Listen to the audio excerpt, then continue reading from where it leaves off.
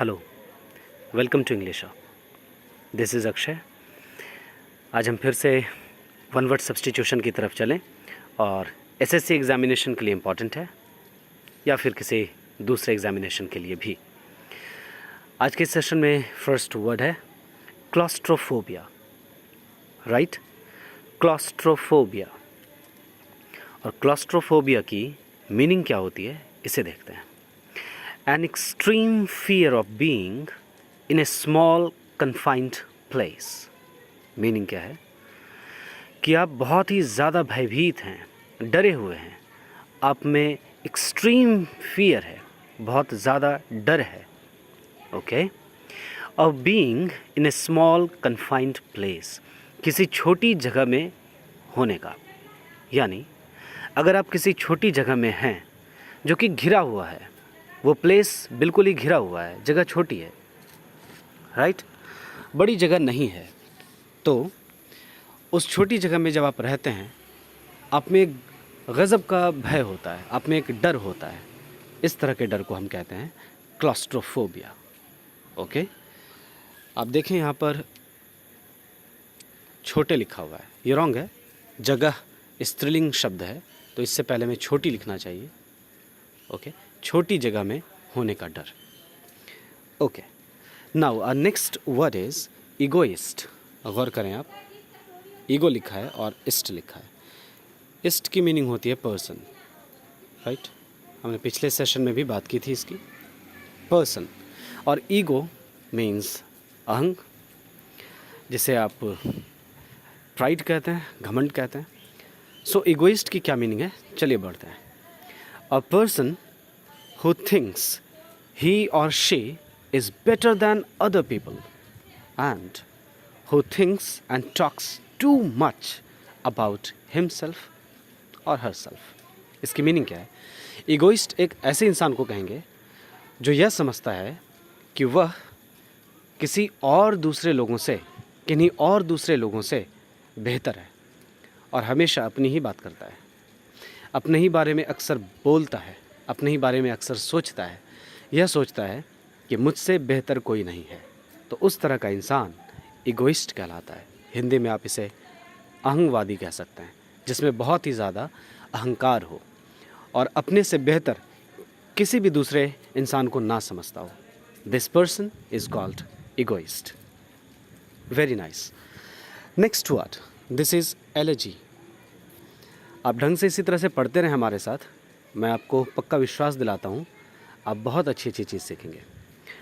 और आपसे बस एक गुजारिश है, अच्छे स्टूडेंट्स तक इन वीडियोस को पहुँचाएँ, लाइक करें ताकि और भी स्टूडेंट्स तक पहुँच सके, सब्सक्राइब भी करें। आपका परिवार है, आप ही देखेंगे इसे। ओके, आइए इस वर्ड की तरफ बढ़ते हैं। Elegy, ELEGY, elegy, a poem or song that expresses sadness। this is important, that expresses sadness। इसे sadness पढ़ेंगे, ध्यान रखिएगा, sadness नहीं पढ़ते, sadness पढ़ते, right। especially for somebody who has died। this is important। Elegy एक प्रकार की कविता होती है या फिर कोई गीत हो सकता है,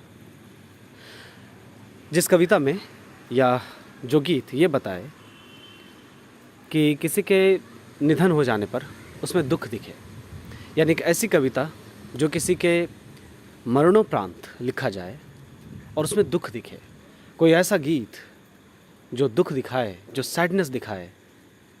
क्यों सैडनेस दिखाए? क्योंकि कोई इंसान गुज़र गया है। यानी किसी इंसान के गुज़र जाने के बाद अगर उस दुख में कोई कविता लिखी जाती है या कोई गीत लिखा जाता है तो उसी कविता या उसी गीत को हम इंग्लिश में एलिजी कहते हैं। So it is a kind of sad poem और अ सैड सॉन्ग कह सकते हैं आप।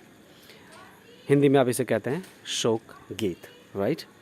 The next word is epilogue. अपनी किताब अगर कोई पढ़ी होंगे आप, किसी अच्छी बुक में देखेंगे उसके सबसे आखिर में एपिलॉग लिखा होता है। तो एपिलॉग है क्या, आप इसको समझ लेते हैं। A speech at the end of a play, ये इंपॉर्टेंट चीज़ है। एंड आखिर में होना चाहिए, right, at the end of a play, book, or film or movie that comments on or acts as a conclusion to what has happened. ठीक से पढ़ते हैं, मीनिंग समझ में आएगी. A speech at the end of a play, book, or film or movie that comments on or acts as a conclusion to what has happened. Epilogue को हिंदी में आप उपसंहार कहते हैं. आपने खूब इस वर्ड को सुना है. किसी नाटक या किसी किताब या किसी फिल्म, मूवी, सिनेमा के अंत में जो एक स्पीच लिखी होती है, जो एक बात लिखी होती है, जो यह बताती है कि पूरे नाटक में या पूरी किताब में या पूरी मूवी में, सिनेमा में क्या हुआ है.